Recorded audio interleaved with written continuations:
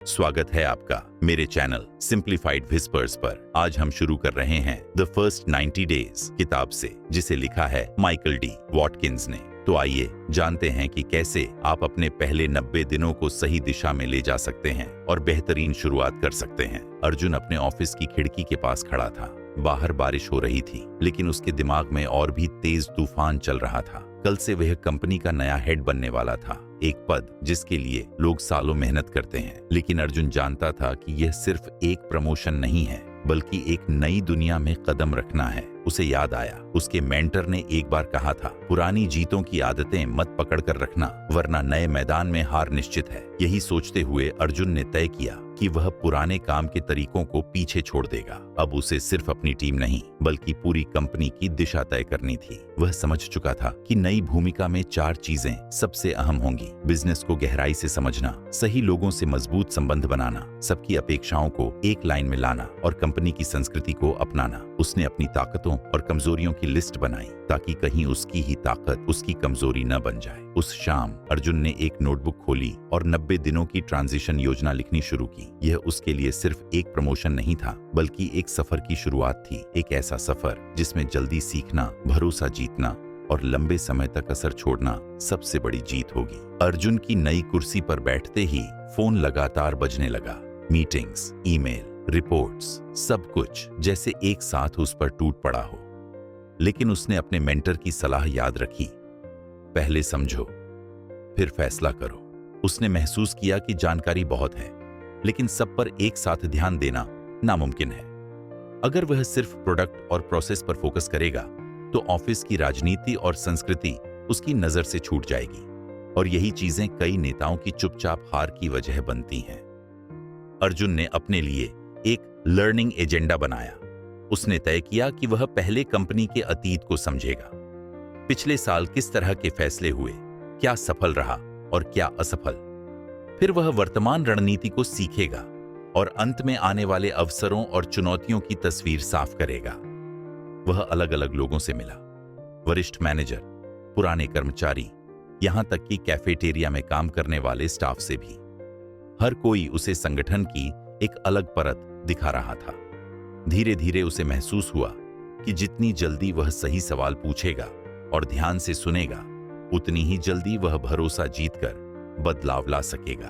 अर्जुन जानता था, यह दौड़ तेज कदमों से नहीं, बल्कि सही दिशा में उठाए गए कदमों से जीती जाती है। कंपनी की गहरी समझ बनाने के बाद अर्जुन ने महसूस किया कि अब असली सवाल यह है, अगला कदम क्या हो। वह जानता था कि जो तरीके उसने अपने पिछले पद पर अपनाए थे, वे यहां वैसे के वैसे काम नहीं करेंगे। यह नई भूमिका, नई जमीन थी। एक शाम ऑफिस में देर तक रुककर उसने अपने नोट्स देखे। उसने कंपनी की मौजूदा स्थिति को स्टार्स मॉडल में फिट करने की कोशिश की। क्या यह एक टर्नअराउंड है जहां तुरंत बड़े बदलाव की जरूरत है, या फिर रीअलाइनमेंट जहां सही दिशा में धीरे धीरे सुधार करना होगा। नंबर और रिपोर्ट्स देखकर उसने समझा कि कंपनी पूरी तरह संकट में नहीं है, लेकिन पिछले कुछ सालों में इसकी दिशा थोड़ी भटक गई है। यह एक रीअलाइनमेंट का मामला था, जहां जल्दबाजी में लिए गए कठोर फैसले नुकसान कर सकते थे।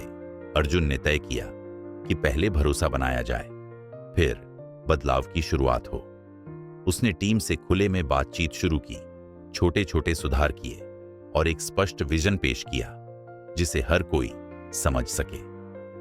अब उसकी 90 दिनों की योजना और भी मजबूत हो चुकी थी, क्योंकि इस बार वह केवल मेहनत नहीं कर रहा था, बल्कि सही जगह, सही समय और सही तरीके से काम कर रहा था।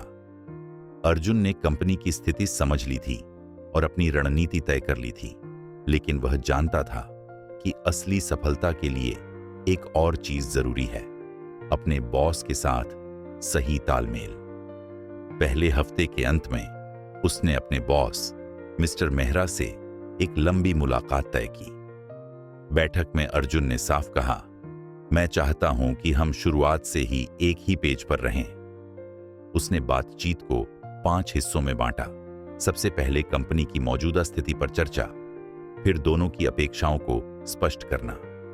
इसके बाद उन्होंने काम करने के तरीकों पर सहमति बनाई, जरूरी संसाधनों पर बात की और अंत में अर्जुन ने अपने व्यक्तिगत विकास के लक्ष्यों को साझा किया। मिस्टर मेहरा इस पारदर्शिता से प्रभावित हुए। उन्होंने अर्जुन को न सिर्फ पूरा सहयोग देने का वादा किया, बल्कि अपनी प्राथमिकताएं भी खुलकर बताईं। अब अर्जुन के पास न केवल अपनी 90 दिनों की योजना थी, बल्कि उसे बॉस की सहमति और भरोसा भी मिल चुका था। उसने महसूस किया कि यह बातचीत सिर्फ शुरुआत नहीं थी, बल्कि आने वाले महीनों में उसकी गति और प्रभाव को कई गुना बढ़ाने वाली थी। मिस्टर मेहरा के साथ हुई साफ सुथरी बातचीत के बाद अर्जुन के मन में एक नया उत्साह था, लेकिन वह जानता था कि भरोसा और तालमेल को असली मजबूती तभी मिलेगी जब वह शुरुआती दिनों में ठोस नतीजे दिखाए। उसने अपनी डायरी खोली और एक पन्ने पर लिखा, ए आइटम प्रायोरिटीज। ये वही काम थे जो तुरंत असर डाल सकते थे और कंपनी की दिशा को सही करने में मददगार थे।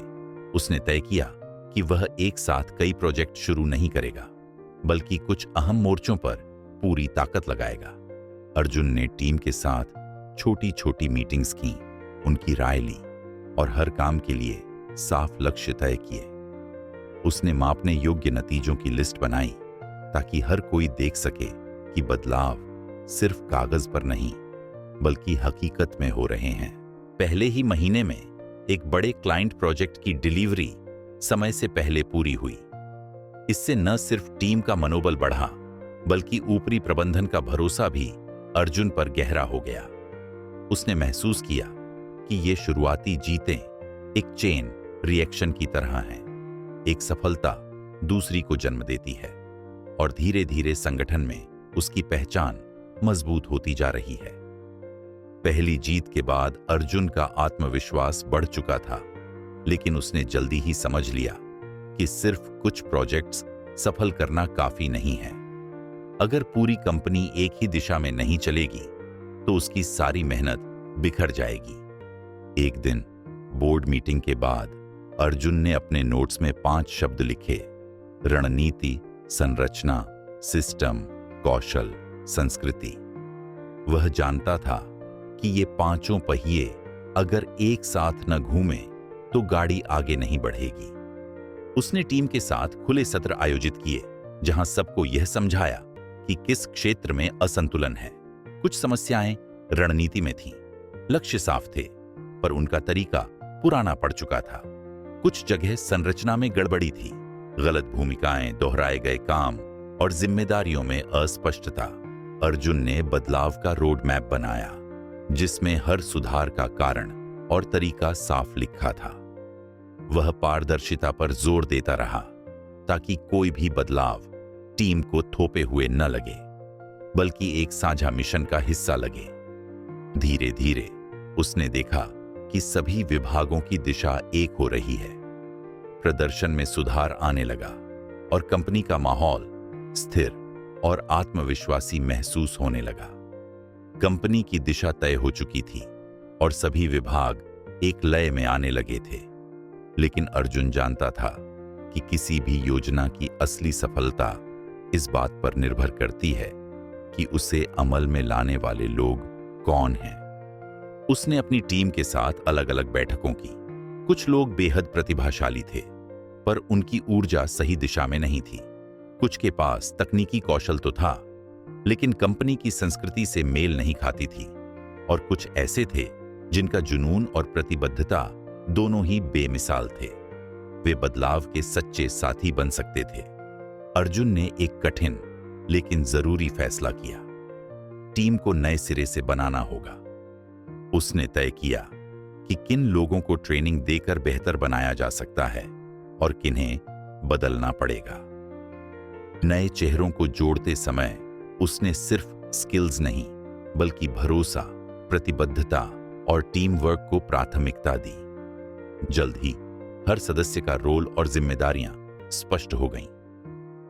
लक्ष्य एक थे, दिशा एक थी, और सबसे अहम, माहौल में एकजुटता और भरोसा था।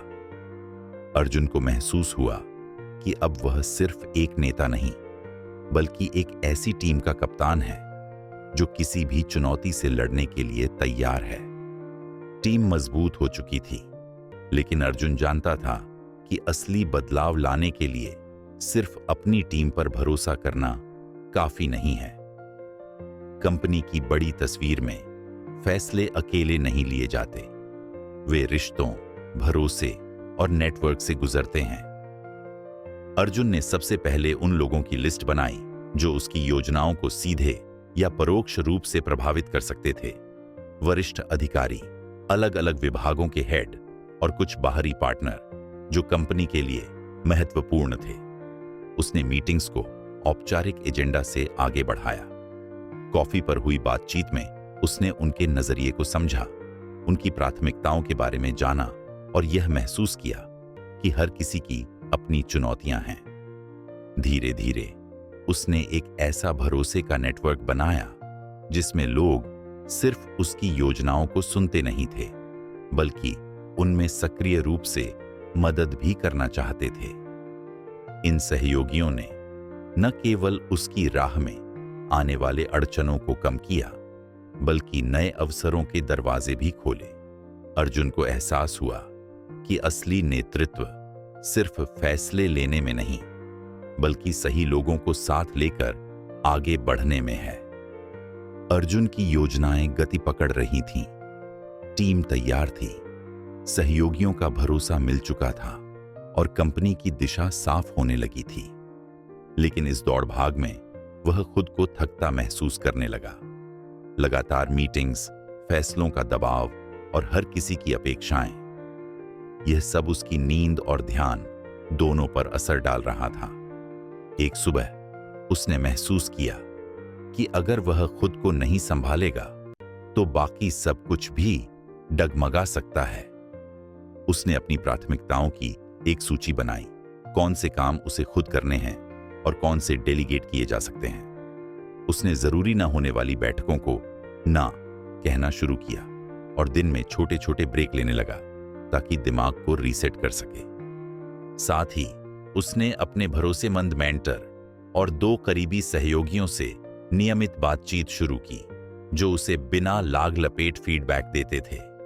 धीरे धीरे अर्जुन ने सीखा कि असली नेतृत्व सिर्फ दूसरों को संभालने में नहीं, बल्कि खुद को संतुलित रखने में भी है, मानसिक, शारीरिक और भावनात्मक रूप से। अब वह जानता था कि यह सफर एक स्प्रिंट नहीं, बल्कि मैराथन है और जीत उसी की होगी जो पूरी दूरी सोच समझकर तय करे। अर्जुन ने खुद को संभालना सीख लिया था, लेकिन उसने महसूस किया कि असली जीत तब होगी जब उसकी पूरी टीम भी उसी गति और आत्मविश्वास से आगे बढ़े। क्योंकि अगर वह अकेले तेज दौड़ा और बाकी पीछे रह गए तो पूरी यात्रा धीमी हो जाएगी।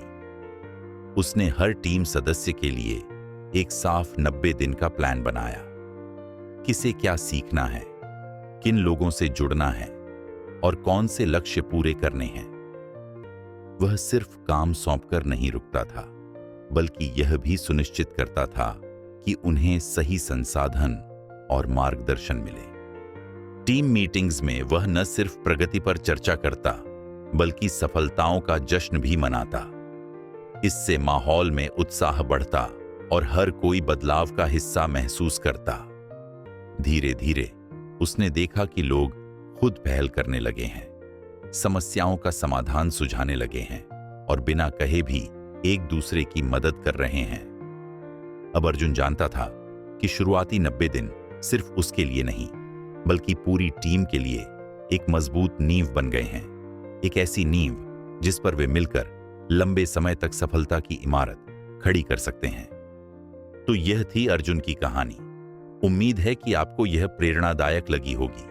अगर आप ऐसी और मजेदार कहानियां चाहते हैं तो हमारे चैनल सिंप्लीफाइड व्हिस्पर्स को सब्सक्राइब करें और याद रखें, सफलता की ओर हर कदम एक नई शुरुआत होती है।